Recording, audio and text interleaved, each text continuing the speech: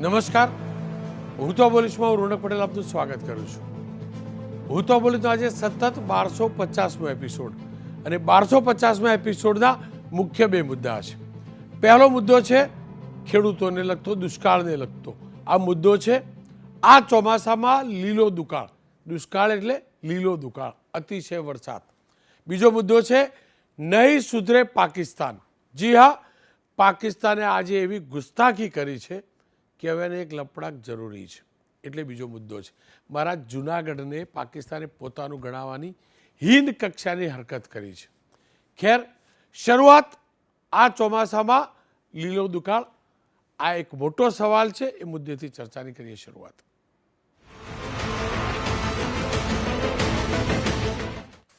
આપણે તમામ લોકો જાણીએ પણ છીએ અને અનુભવી પણ ચૂક્યા છીએ કે આ ચોમાસાની અંદર છેલ્લા વર્ષોથી ન જોયો હોય એટલો વરસાદ વરસી ચૂક્યો છે, ખાબકી ચૂક્યો છે.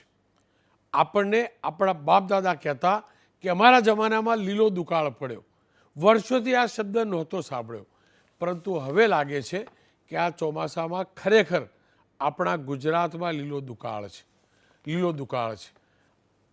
અને એ જ માગને લઈ કે આ લીલો દુકાળ છે, અતિવૃષ્ટિ છે, અનાધાર વરસાદ પડ્યો છે, અનરાધાર વરસાદ પડ્યો છે.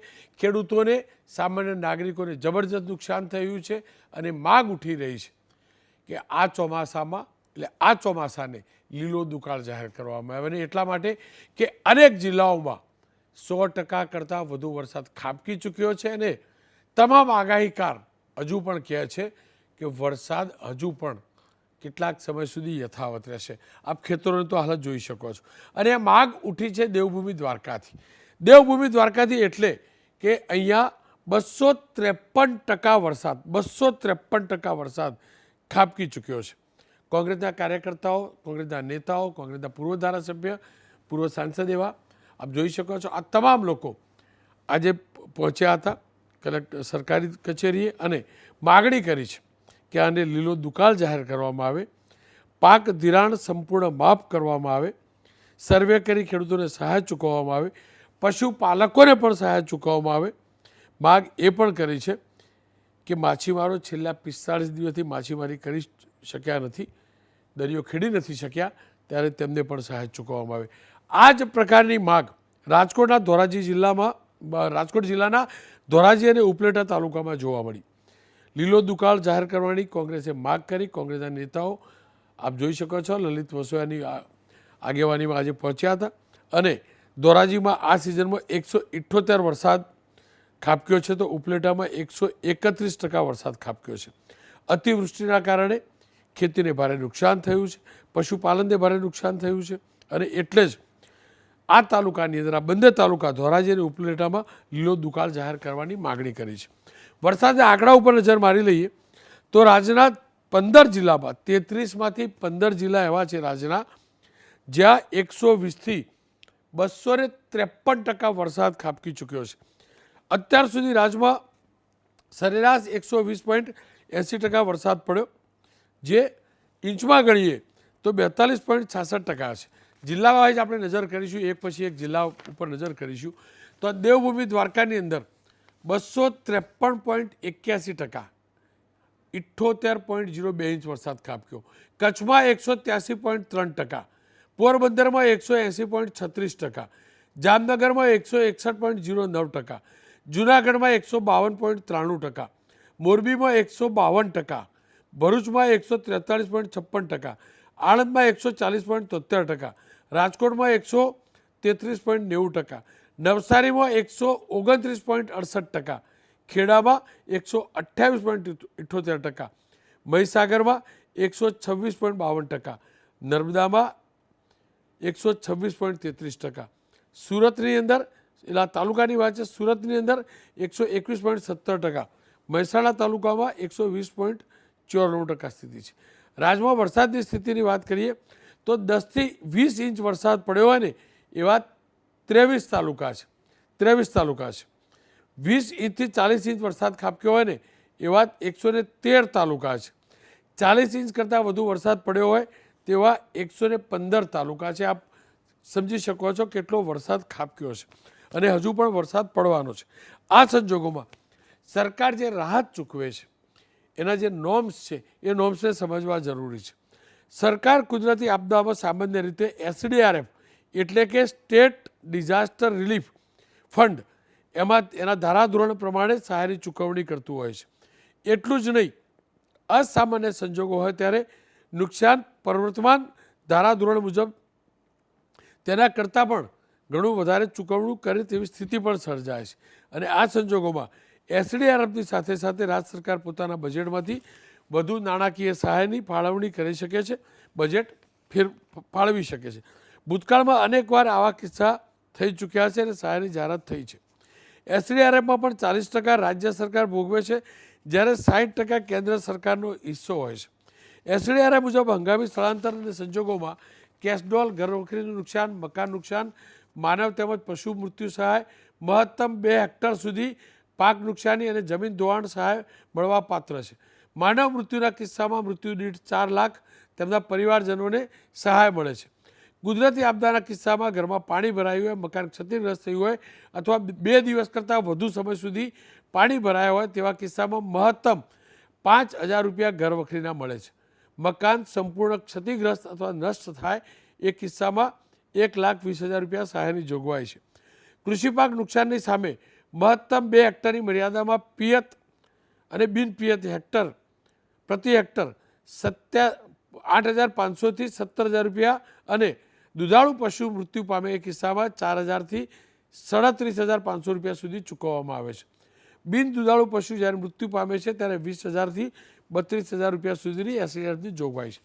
જોગવાઈઓ ચોક્કસથી ઓછી છે કારણ કે નુકસાન પારાવાર થતું હોય છે. વાત એમ છે કે 2 દિવસ પાણી ભરાયેલું હોય ઘરમાં તો જ ઘરવખરીના નુકસાનની સહાય મળે. ભાઈ, પાણી ઘરમાં ઘૂસે 1 કલાક પણ ભરાયેલું રહે તો સોફા સેટ ખરાબ થાય તો થાય, એમાં 2 દિવસ ભરાય તો જ ખરાબ થાય એવું ન હોઈ શકે.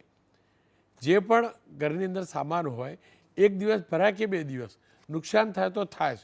સાથે સવાલ એ પણ છે કે શું કારણ આપણે આને લીલો દુકાળ જાહેર ન કરીએ.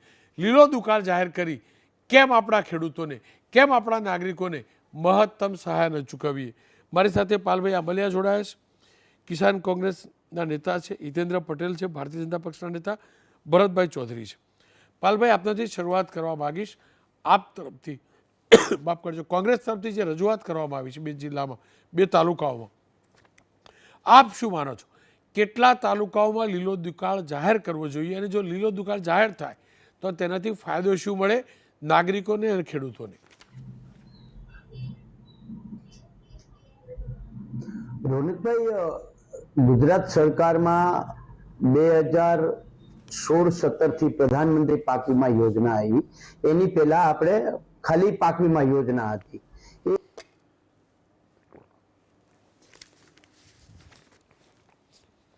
ખેર, પાલભાઈનો સંપર્ક તૂટી ચૂક્યો છે. ત્યાં સુધી ભરતભાઈ સાથે વાત કરી લઈએ. ભરતભાઈ ખેડૂત છે ને સારી રીતે સમજાવવી પણ શકશે. ભરતભાઈ, વર્ષો જોયા, તમે દશકો જોયા. મેં તો તમારા જેટલું આખું મારું નથી અને એટલો અનુભવ પણ નથી, એટલી ખેતી પણ નથી જોઈ, એટલા ખેતર પણ નથી જોયા. પણ નાના હતા ને આવો વરસાદ પડેલો, મમ્મી પપ્પા દાદાની સાથે ગયેલા ખેતરમાં ને યાદ છે. અત્યારે જેવા દ્રશ્યો આવે છે લગભગ એવા જોયેલા વર્ષો પહેલાં, ત્યારબાદ નથી જોયા.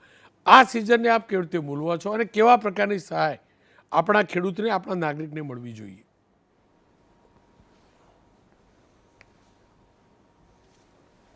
તમામ દર્શક મિત્રોને નમસ્કાર. ખેડૂતના હવે આ સાલ તો સાહેબ જે વરસાદ જે વિસ્તારમાં જો પડ્યો તો આપણી ભાષામાં ભૂકા કાઢી નાખે. બરાબર, દક્ષિણ ગુજરાતમાં આવું કર્યું. આ વખતે 2 દિવસથી ઉત્તર ગુજરાતનો વારો આવ્યો છે. એટલે ઉત્તર ગુજરાતમાં પણ જે ખેતી હતી, જે મગફળી હતી, કપાસ હતો, એ બધો ખેતરો ભરાઈ ગયો છે. એટલે એમાં કોઈ જવાનું છે.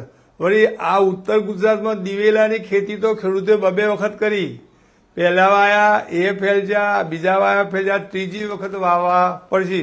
એટલે જે ગવર્મેન્ટે દક્ષિણ ગુજરાતમાં જે સહાય કરી કે ભાઈ 2 હેક્ટરની મર્યાદામાં, એ પ્રમાણે સમગ્ર રાજ્યમાં મારું તો એવું મત છે કે જો અસરગ્રસ્ત ખેડૂતો હોય, જો નુકસાન થયું હોય તો સર્વે કરી અને 2 હેક્ટરની મર્યાદામાં દરેક ખેડૂતને સહાય આપવી પડે. કારણ કે આમાં સહાય તો એટલા માટે કે આપણે કહેવાય છે કે દોધ ખોતરવાનો અઠવાડ પેટમાં જાય એમાં પેટ ભરાય નહીં, પરંતુ એક મોદા મોવાનું ગોળી આલીએ અને દવા લઈએ. કારણ કે 2 વખત ખેડ થઈ, 2 વખત વાવણી થઈ, એટલે એમાં ખેડૂતના ઘરમાંથી જે થોડું ઘણું બિયારણ કે બીજું એડવાન્સ હજેલા હોય એ જતું રહ્યું. હવે જે બજારમાં બિયારણ જુઓ, હું એ તમને ખુલાસો કરું કે હવે જે દિવેલોનું જે 2 વખત વવાઈ જાય એટલે બજારમાં માલ સ્ટોક બિયારણનો પણ ઓછો હશે. એટલે હવે એમાંય સરકારને ધ્યાન રાખવાની જરૂર છે કે હવે 3જી વખત વાવવાના થો એટલે ડુપ્લિકેટ બિયારણ દિવેલોનું ના મળે, નકો અમાય છેતરપિંડી થશે. એટલે આખા ગુજરાતમાં આ વખતે લીલો દુષ્કાળ છે, સરકારે જાહેર કરવો જ જરૂરી છે. અને એ લીલા દુષ્કાળનું સર્વે કરી જે ખેડૂતને જેટલું નુકસાન થયું હોય એ પ્રમાણે સત્વરે સહાય હાલે. તો હવે આજે 2 પાક કીધા, મગફળી અને કપાસ એ તો 2 વાવી શકવાના નથી, એ તો જે ખેતરોમાં પાણી ભરી જાય ફેલ જ જવાના છે. પણ હજુ જો દિવેલાનો ખેતરો છે વાયેલો 2 વખત ફેલ જાય, એ 3જી વખત વાવવાનો હજુ ચાન્સ ખરો. પછી જે પશુપાલનવાળી વાત છે એમાં લગભગ ઘાસચારાનો નાશ થઈ ગયો છે. એટલે એ પણ લીલો ઘાસચારો જે ખેતરોમાં હતો, જુવાર કે અન્ય, એ બધું કોહી ગયું છે. એટલે સત્વરે એનું સર્વે કરવું જોઈએ, સર્વે કરવામાં વિલંબ ના કરવો જોઈએ. અને જે અસરગ્રસ્ત ખેડૂતો હોય કે જે પશુપાલકો હોય, ઇવન સરકારે વહેલીમાં વહેલી તકે યોગ્ય સહાય, બરાબર, આપણે જે દક્ષિણ ગુજરાતમાં કે 2 હેક્ટરની મર્યાદામાં તો એ પ્રમાણે જે રીતે સરકારની નીતિઓ, અને સરકાર તો બધું જ કરી શકે. એના લોબો સમય લોબા વાયદા કરવાની જરૂર, સરકાર તો હાથીનો પગ છે, એ ધારે કરી શકે. એટલે સત્વરે ખેડૂતને એક જીવવા માટે અને એક આશા બંધા કે હળો ભાઈ આપણું સર્વે થઈ ગયું અને એ ખર્ચમાં પૂરક થાય એ માટે જલ્દીમાં જલ્દી સહાયની વ્યવસ્થા કરવાની જરૂર છે, એવી મારી સરકારને વિનંતી છે. જી આપ જોડાયેલા રહેજો. પાલભાઈ ફરીથી જોડાય. પાલભાઈ, લીલો દુષ્કાળ જાહેર થાય તો એનાથી ફાયદો શું થાય? રાહતની અંદર કેવી રીતે ફાયદો થાય અથવા એના માપદંડ કેવી રીતે બદલાય? રોનિતભાઈ, હું લીલા દુષ્કાળવાળી વાત કરું એની પહેલા લીલા દુષ્કાળની અથવા તો કેન્દ્ર સરકારના અછતગ્રસ્તના મેન્યુઅલની જરૂર શા માટે ઊભી થઈ? 2016 સુધી પાક વીમા યોજના હતી. પાક વીમા યોજના વખતે જો આવી કોઈ પણ પરિસ્થિતિ ઊભી થાય તો SDRF અને પાક વીમો બંને ખેડૂતોને મળતું હતું. અને ઉપરથી કેન્દ્ર સરકારનો અછતગ્રસ્ત મેન્યુઅલ ત્યારે હતો, એ મુજબ પણ લાભો ખેડૂતોને મળતા હતા. હવે 20 ઓગસ્ટ 2020ના દિવસથી પ્રધાનમંત્રી પાક વીમા યોજના છે એ સરકારે બંધ કરી. મુખ્યમંત્રી કિસાન સહાય યોજના લઈ આવ્યા, એ યોજના માત્ર 2 વર્ષ ચાલી, એ યોજના પણ બંધ કરી. એટલે સરકાર ખેડૂતો માટે એક પણ યોજના અત્યારે છે નહીં, માત્ર રામ ભરોસે ખેડૂતો છે. ખેડૂતોની કોઈ યોજના રાજ્ય સરકાર તરફથી અત્યારે છે નહીં. કેન્દ્ર સરકારની પાક વીમા યોજના હતી, આ યોજના પણ આપણે બંધ કરી છે. તો શું કામ બંધ કરી છે એનો જવાબ રાજ્ય સરકારે આપી શકે, સારી રીતે આપવો જોઈએ. હવે અત્યારે ગુજરાતમાં જો કોઈ યોજના લાગુ પડે એમ હોય આ પરિસ્થિતિમાં તો એકમાત્ર 2016નો કેન્દ્ર સરકારનો અછતગ્રસ્ત મેન્યુઅલ છે. અને આ મેન્યુઅલ જે છે એ મેન્યુઅલ મુજબ એમાં વરસાદની વ્યાખ્યા નક્કી કરવામાં આવી છે. આપણે અતિવૃષ્ટિ શું કહે મુખ્યમંત્રી કિસાન સહાય યોજનામાં વરસાદની વ્યાખ્યા નક્કી કરી હતી કે સતત 48 કલાકમાં 25 ઇંચ વરસાદ પડે તો એને અતિવૃષ્ટિ ગણવી. હવે દ્વારકા જિલ્લાની વાત કરું તો 2 વખત અતિવૃષ્ટિ 25 ઇંચ 48 કલાકમાં 2 વખત 25 ઇંચ વરસાદ પડ્યો. તેમ છતાંય સરકાર એ અતિવૃષ્ટિની વ્યાખ્યામાં કાઉન્ટ કરતા નથી. બીજું, 2016ના અછતગ્રસ્ત મેન્યુઅલની અંદર જે જોગવાઈઓ છે એમાં પ્લસ માઇનસ વરસાદ લખ્યું છે કે 0 થી 20% પ્લસ માઇનસ વરસાદ થાય, 0 થી 40%, 0 થી 60%. એટલે એ રીતે 140% થી વધારે વરસાદ પડે તો એને લીલો દુષ્કાળ, જેમ 40% કરતા ઓછો વરસાદ પડે તો અછતગ્રસ્ત થાય, એમ 40% કરતા વધારે વરસાદ પડે તો એને લીલો દુષ્કાળગ્રસ્ત કાઉન્ટ કરવું જોઈએ. જેમ અછત હોય તો એ સમયે જેવી રીતે ખેડૂતોને શું કહેવાય ઘાસચારાની વ્યવસ્થા 7 કિલોમીટરની ત્રિજ્યામાં ઘાસચારા વિતરણ કેન્દ્રો સરકારે ઉભા કરવા પડતા હતા, પાંજરાપોળો ખોલવા પડતા હતા, કેટલ કેમ્પો ચાલુ કરવા પડતા હતા, પછી રાહત કામોની સરકારે વ્યવસ્થા કરવી પડતી હતી, લોકોની રોજીરોટી માટે ખેડૂતોના ખેત વીજ બિલ છે એ માફ કરવા પડતા હતા, ખેડૂતોનો જે દેવું હતું એ પાક વીમા યોજના અમલમાં હતી એટલે એની સામે ઓટોમેટિકલી એ માંડવાર થઈ જતું હતું. એટલે આ બધી જ યોજનાઓ જે અછતમાં લાગુ પડે છે, જે 8 બાબતો છે એ 8 બાબતો લીલા દુષ્કાળમાં લાગુ પડવી જ જોઈએ. અને અમે એટલે જ સરકારને કહીએ છીએ કે સરકાર SDRF ના 8,500 રૂપિયા આપી અને ઉપરથી 2,500 જાણે ખેડૂતોને દાન કરતા હોય, સહાય, એટલે એ રીતે જે દયાભાવની વૃત્તિ લઈ આવે છે એ દયાભાવ અમારે નથી જોતો. અમને SDRF મુજબ આપવાના થાય છે, તમે આપો, આવકાર્ય છે, પણ હારે હારે તમે પાક વીમા યોજના બંધ કરી છે, મુખ્યમંત્રી કિસાન સહાય યોજના બંધ કરી છે. મુખ્યમંત્રી કિસાન સહાય યોજનાની અંદર 1 હેક્ટરે 25,000 રૂપિયા ને 4 હેક્ટરની મર્યાદામાં તમે આપતા હતા, એટલે 1 લાખ રૂપિયા ખેડૂતોને મળવા પાત્ર હતા અને ઉપરથી SDRF તો હતું જ. તો એ જ રીતે આ બંને યોજના અત્યારે બંધ છે. તો અત્યારે ગુજરાતની અંદર જે એકમાત્ર આશાનું કિરણ છે એ 2016 નો કેન્દ્ર સરકારનો અછતગ્રસ્ત મેન્યુઅલ છે કે જેના આધારે ખેડૂતો પોતાના હક, સરકારની દયા પ્રીતિ નહીં, પોતાના હક મુજબના પૈસા મેળવવા માટે કાયદેસરના અધિકાર એમનો ખેડૂતોનો છે. કાયદેસરના ખેડૂતોને મળવાપાત્ર જે રૂપિયા છે એ એમને મળવા જોઈએ, એ અમારી માંગ છે રોનકભાઈ. અને દુઃખની વાત એ છે રોનકભાઈ કે આજે જામનગર કલેક્ટરને હું રજૂઆત કરવા ગયો, એમને ખબર જ નથી, જામનગર RSC ને ખબર નથી કે અછતગ્રસ્ત મેન્યુઅલ જેવું છે કઈ. ગઈકાલે દ્વારકા જિલ્લામાં RSC ને હું મળ્યો તો એને કહ્યું કે અમે હજી કોઈ આવી દરખાસ્ત જ કરી નથી. હવે જે કલેક્ટરે દરખાસ્ત કરી નથી, જે કલેક્ટરને ખબર નથી કે અછતગ્રસ્ત મેન્યુઅલ શું છે, પરમ દિવસે કુતિયાણામાં હું મામલતદારને મળ્યો, એમને ખબર નથી. એનો અર્થ એવો કે સરકાર છે એ ક્યાંક ને ક્યાંક આવો કોઈ પણ જે બાબતો છે, યોજનાઓ છે, એ યોજનાઓના જો કલેક્ટર માહિતગાર ન હોય રોનકભાઈ, તો કોની પાસેથી ખેડૂતોએ અપેક્ષા રાખવાની? આમાં તો એવું છે પાલભાઈ કે ખેડૂતનો દીકરો પણ કલેક્ટર બની જાય ને પછી એ ખેતર જોતો જ નથી અને એને એક કેટલી અસર થાય એનાથી બહુ ફરક પડતો નથી, એટલે કદાચ ધ્યાનમાં ના હોય. અને આ તમારે સ્વીકારવું પડશે ને મારે સ્વીકારવું પડશે. ખેડૂતનો દીકરો બની જશે ને અધિકારી તો એ બાબુ જ થઈ જાય, એટલે એમાં કશું નવું નથી કે આ ધ્યાનમાં ના હોય. એવું જવાબદારી ચોક્કસથી હોય છે. હિતેન્દ્રભાઈ, મારે એટલું જ જાણવું ને સમજવું છે, સરકારની દરરોજ પ્રેસ નોટ આવે, સરકારના વરસાદના આંકડા આવે, જિલ્લા વાઇઝ, તાલુકા વાઇઝ, પણ એનું ટોટલ કરીએ તો 9 જિલ્લા, 8 થી 9 જિલ્લા એવા છે 140% કરતાં વધુ વરસાદ પડ્યો છે. એના તાલુકા અલગ અલગ હોઈ શકે. તમને નથી લાગતું ખરેખર આ લીલો દુકાળ છે ને જાહેર કરી દેવો જોઈએ? માત્ર એટલે નહીં કરવો કે વિલંબ કરવો કે એનાથી વધુ સહાય ચૂકવવાના પરિમાણો બદલી જાય, ક્યાંક એવું તો નથી ને? મને ખબર નથી એટલે હું આરોપ નથી લગાવતો, હું તમારી પાસેથી જાણવા માગું છું. રોનકભાઈ, એક તો અભિનંદન તમને કે આજે જે બંને મુદ્દા આપી લીધા છે. પહેલો મુદ્દો ખેડૂતોના હિત માટે. વર્તમાન પરિસ્થિતિમાં ગુજરાતમાં જે રીતે વરસાદની અતિરેક થયો અને લગભગ સૌરાષ્ટ્ર અને દક્ષિણ ગુજરાતના મોટાભાગના જિલ્લાઓમાં આની મુશ્કેલી પડી, તો એના માટે તમે વાત કરી. એના કરતાં આનંદની વાત છે કે બીજો જે મુદ્દો છે એ રાષ્ટ્ર માટેની ચિંતા કરી છે, માટે ABP અસ્મિતાને હૃદયપૂર્વક અભિનંદન પાઠવું. અહીંયા ગુજરાતમાં અને દેશના બીજા 9 રાજ્યોમાં આવા પ્રકારની વરસાદને કારણે જે સ્થિતિ બની છે, ખેડૂતોને ખૂબ મુશ્કેલી છે અને એ સંજોગોમાં એને મદદની આવશ્યકતા છે. એ બાબતે રાજ્ય સરકાર બિલકુલ ગંભીર છે. અને પ્રથમ તબક્કામાં આ ઘટના બની તો સર્વેને આધારે કેટલાક જિલ્લાઓમાં આપણે એક પેકેજ પણ નક્કી કરી દીધું, પણ આપણી કમનસીબી એ રહી કે સતત ને સતત વરસાદ રહ્યો.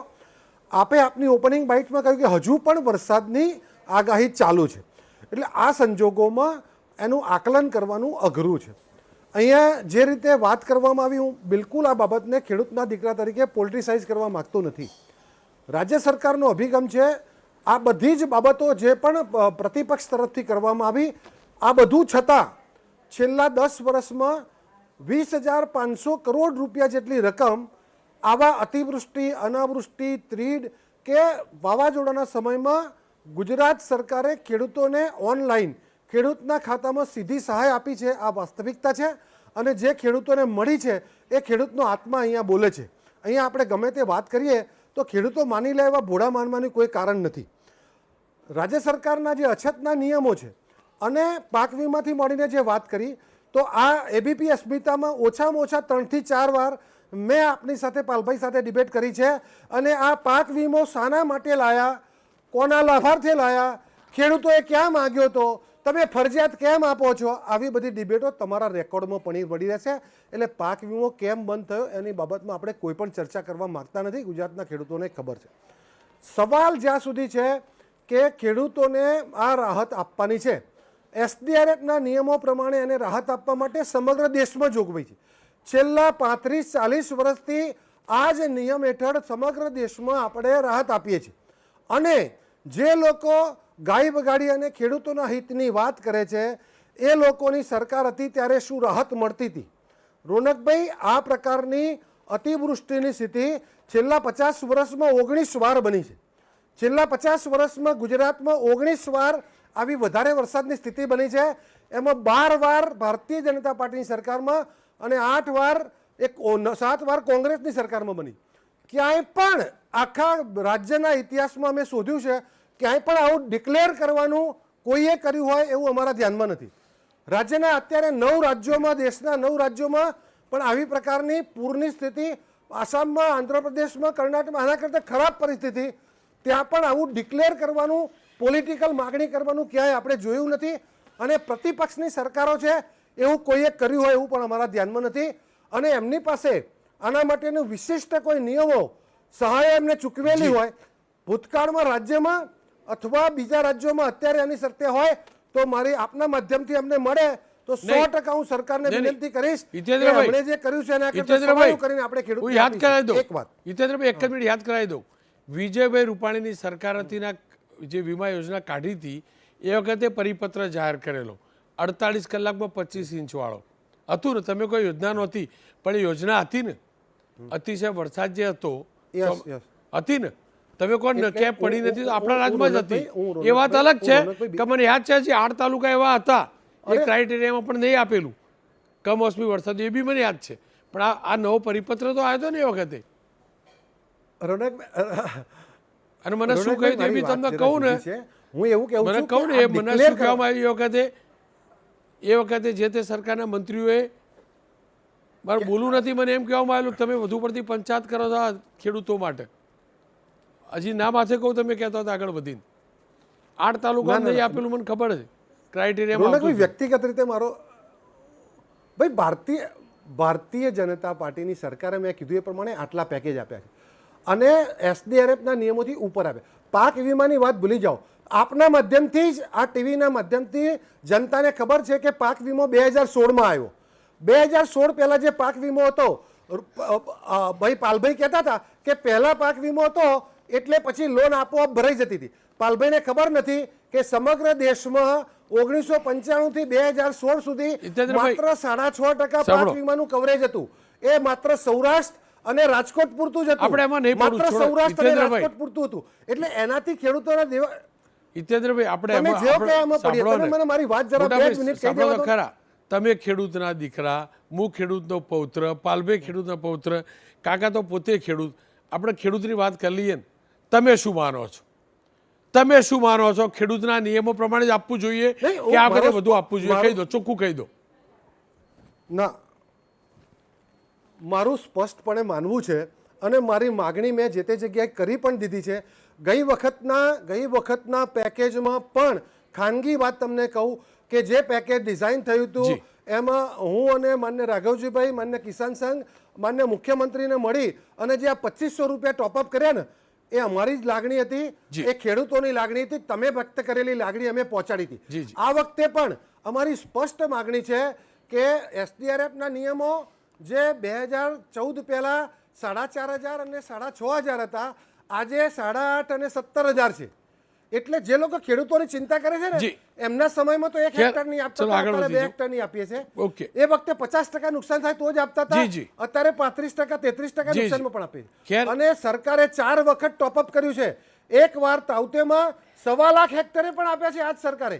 અને આ વખતે પણ સરકારને અમે વિનંતી કરવાના છીએ કે સૌરાષ્ટ્રના ખેડૂતોને, દક્ષિણ ગુજરાતના ખેડૂતોને જે નુકસાન થયું છે એમાં એસડીઆરએફના નિયમોથી ઉપર ખૂબ વધારે પૈસામાં બિલકુલ. આપવામાં આવે જી, જી. એવી તમારી લાગણી, જી, જી. અમે એ લાગણી, અમારી પણ લાગણી, જી, જી. પાલભાઈની પણ હિતેન્દ્રભાઈ. લાગણી, ભરતભાઈની પણ લાગણી. હિતેન્દ્રભાઈ. અને કોઈ પક્ષાપક્ષીથી ઓ, ઉપર હિતેન્દ્રભાઈ. આ વાત અમે સરકારને મૂકવાના છીએ. જી, જી. અને હિતેન્દ્રભાઈ, અમારો સમયનો ભરોસો અભાવ કે છે. સરકાર આપશે એમ. સમયનો અભાવ છે. તમે ઉત્તર ગુજરાત ભૂલી ગયા.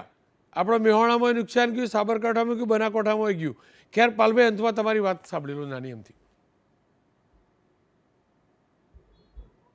હિતેન્દ્રભાઈએ કહ્યું કે ક્યાંય એવી યોજના હોય તો આ હિતેન્દ્રભાઈ કેન્દ્ર સરકારનો 2016 નો કેન્દ્ર સરકારનો અછતગ્રસ્ત મેન્યુઅલ છે, આપ જોઈ લેજો. એની અંદર બહુ સ્પષ્ટતા સાથે લખેલું છે. બીજું હિતેન્દ્રભાઈએ કહ્યું કે 20,500 કરોડ રૂપિયા આપ્યા, તો 20,500 કરોડ ત્યારે સરકારે આપ્યા કે જ્યારે પાકનું સંપૂર્ણ નુકસાન થયું હતું, ત્યારે જ્યારે પાકનો શોથ વળી ગયો હતો, ત્યારે જો સરકારે ફૂલ નહીંથી ફૂલની પાખડી 20,500 કરોડ રૂપિયા હોય તો ખેડૂતોનો હકનો પ્રીમિયમ ભરેલો પાક વીમો 2 લાખ કરોડનો હોવો જોઈએ. નંબર 3, એને કહ્યું કે પાક વીમા યોજના કોણે શું કામ બંધ કરી? ભાઈ, બહુ 10 ઓગસ્ટ તારીખ સાથે કહું છું, 10 ઓગસ્ટ 2020 નું તત્કાલીન મુખ્યમંત્રી વિજયભાઈ રૂપાણીનું સ્ટેટમેન્ટ સાંભળી લેજો. એમણે કહ્યું હતું કે આ ખાનગી પાક વીમા કંપનીઓ અમારી કોઈ વાત હારતી નથી, અમારી કોઈ વાત ગાંઠતી નથી, એટલે પાક વીમા કંપની અમારા કંટ્રોલમાં નથી, એટલે પાક વીમા યોજના બંધ કરીએ છીએ. આ માનનીય મુખ્યમંત્રી શ્રીના શબ્દો હતા. પાલભાઈ, સમયનો અભાવ છે. સમયનો અભાવ છે. ભરતભાઈ, ટૂંકમાં તમારી કોમેન્ટ લઈ લો.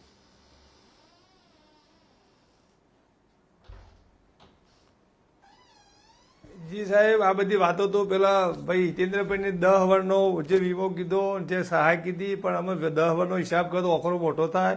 પણ ચાલુ વર્ષે ઝડપીમાં ઝડપી, અને તમે ઉત્તર ગુજરાત હોય કે મધ્ય ગુજરાત હોય કે દક્ષિણ ગુજરાત હોય એનું સર્વે કરી અને એમને યોગ્ય વળતર મળે એવી વ્યવસ્થા કરો.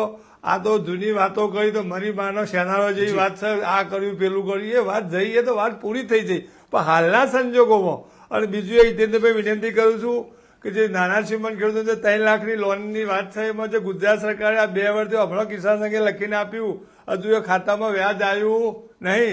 ખેડૂતોની સરકાર, ખેડૂતો સરકાર બરોબર છે, એ કરો અને આમાં ઝડપીમાં ઝડપી ખેડૂતોને સહાય મળે, યોગ્ય જરૂરિયાત વાળા હોય ને જેનું બગડ્યું હોય એને બધાની વાત નહીં, એ કરો, એ મહત્વનું છે. બાકી તમે ઇતિહાસ ખોલશો, આઝાદી પહેલા જુદો આવે છે, રાજાઓનો જુદો આવે છે. એટલે હવે ચાલુ સરકાર ગુજરાતમાં ભાજપની છે. જી ભરતભાઈ, આપ ફૂલની પોખડીની વાત કરે. આપણો મહેસાણામાં તો પણ જવાબદારી થાય. સાંભળો ને, મહેસાણામાં તો પોખડી નહીં, પાંખડી નહીં, પેલો ડોખળો કે ડોખળો. આપણને ડોખળો ના મળે તો સારું, ફૂલની પાંખડી મળે તો ડોખળો એટલે ડોખળો ના મળે તો સારું, પાંખડી મળે તો વાત એવી છે. આ ડોખળો એટલે મારું આ બધી અરે આ બધી વાતો સાહેબ છે. એટલે હવે આ બધી જૂની વાતો, આ કર્યું આ કર્યું આ કર્યું, પણ હાલ જે પરિસ્થિતિ છે બરોબર છે, મોદો મોણો થયો હોય તો જે રીતે જીવ, એટલે દવા ગોળી ઇન્જેક્શન કે બાટલો જે હાલવાનું ગોઠવો. જૂનો ઇતિહાસ. હવે આ તો ઇતિહાસ રિવર્સમાં જઈશું તો રાજા સુધી, એટલે આપણા ગાયકવાડની વાત કરો, એ ઇતિહાસ તમે નહીં પોખો, આપણા ભાવનગરની વાતને તમે નહીં પોખો, એટલે જૂના ઇતિહાસની વાત છોડો. તમે આ બધી વાતો આજની કરો, એટલે કે એ ઇતિહાસથી તો તમે ભાજપ કોંગ્રેસ કોઈ પોખવા નહીં, પોતાનું બધું બલિદાન આપી દીધું. એટલે એ વાતો સમયનો અભાવ છે. સમયનો અભાવ છે. આપને રોકીશ ખેર, ફરી એકવાર કહીશ, સરકારે ખેડૂત માટે વિચારવું પડશે, સરકારે મધ્યમ વર્ગ માટે વિચારવું પડશે, સરકારે એ પ્રમાણિક કરદાતા માટે, નોકરિયાત કરદાતા માટે વિચારવું પડશે જેને પૂરના પાણીના કારણે નુકસાન થયું છે. કારણ કે જે વેપારીને નુકસાન થયું હશે એ તો નુકસાન ખર્ચામાં બતાવી ઇન્કમ ટેક્સમાંથી એટલી બચત કરી શકશે. પણ અમારા જેવો નોકરિયાત જેના ઘરની અંદર 50,000 લાખ રૂપિયાનું ફર્નિચર ખરાબ થયું હશે, ઘર વખરી ખરાબ થઈ હશે, એ તો કમાય પણ ઓછું, એટલા દિવસ નોકરી પણ નહીં જઈ શક્યો હોય, અને ટેક્સ તો પાછો પૂરો ભરાશે અને પૂરો કપાશે. એટલે મહેરબાની કરીને એ મધ્યમ વર્ગીય નોકરિયાતનું પણ વિચારજો જેના ઘરમાં નુકસાન ગયું છે.